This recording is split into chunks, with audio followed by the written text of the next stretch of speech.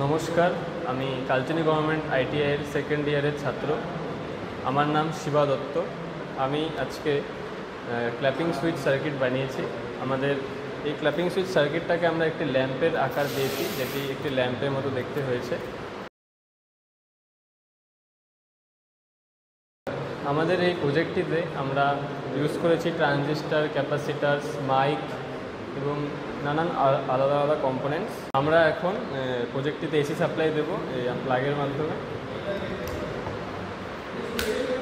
So default first initially এই প্রজেক্টটিতে লাইটটি জ্বলবে, আর আমরা ক্ল্যাপ দ্বারা বন্ধ করতে পারবো, আবার পরবর্তীতে ক্ল্যাপ দ্বারা অনও করতে পারবো। সো দেখুন।